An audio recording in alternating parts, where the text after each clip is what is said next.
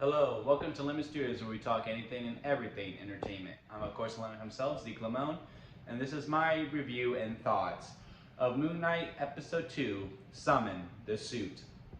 Now, for those who usually watch me, as you can tell, this is not my normal space. I am currently on vacation visiting my sister in Florida, but the episodes keep coming, so I can't stop. Couldn't fit my tripod, so back to the old school using the selfie stick as I am recording.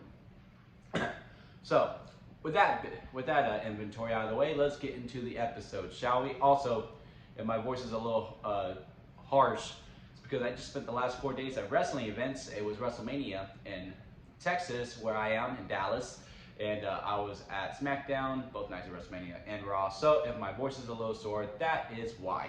That it is like that. All right, now, let's get into the episode. This episode was freaking phenomenal. Let's just call it like it is. I really am enjoying this season so far. I really hope Marvel keeps up the momentum going. It really feels like they finally figured out what a show is.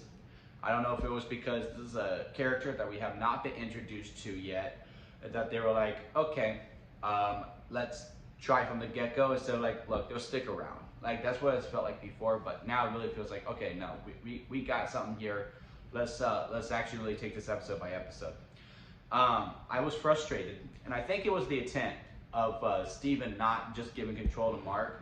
But I also kind of appreciated the end when it got to the final battle and all that stuff. He was like, no, I can do this. I can do this. And just this whole dynamic between the two, the completely two different characters. And Oscar Isaac is just performing like crazy. And Ethan Hawke as Arthur is freaking awesome. I was a little upset, like, yes, he loses the job, but then he goes to number 43. He finds the stuff, and then those cops come in. Oh, and we meet the wife, or ex-wife now.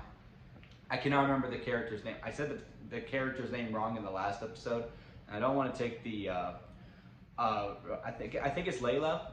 Yeah, her name's Layla. Her name is Layla. I'm actually really confident in that. We meet her. She seems fine. It's like she's aware of the multiple personalities, right? But yet she doesn't take it seriously. So I'm still like, the jury's still out on her, for me the most part. I think she means well, but I just don't understand the character dynamic yet, because like she is aware of the multiple personalities, she's aware of the suit and all that stuff, but yet she's so annoyed with like him being Steven. I don't know, that was weird.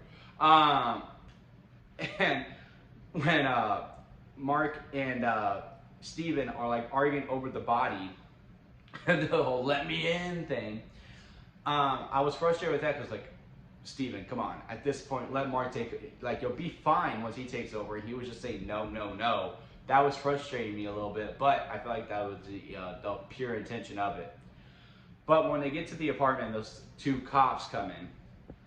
I was really annoyed. I was like, really? We're gonna do this? Bad cops?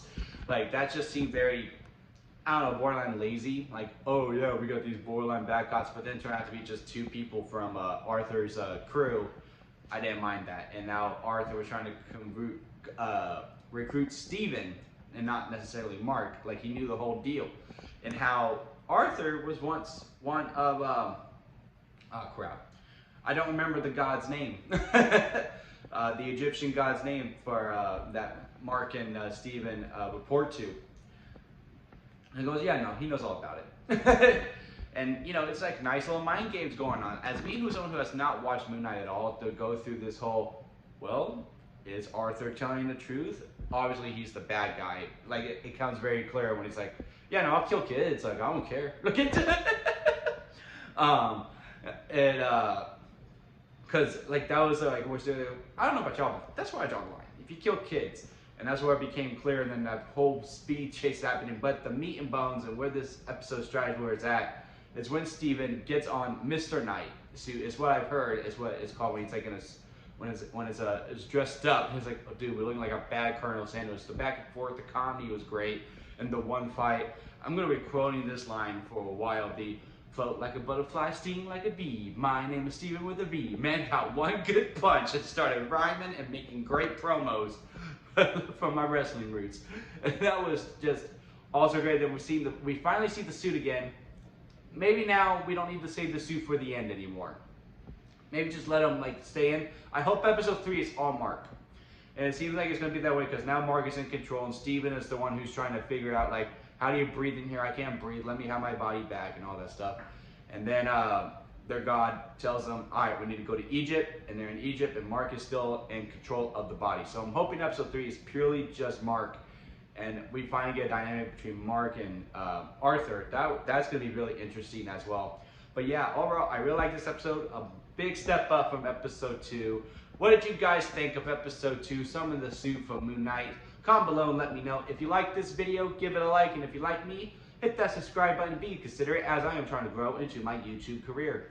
And that'll be it for me, guys. And I'll see you here next time at Lemon Studios.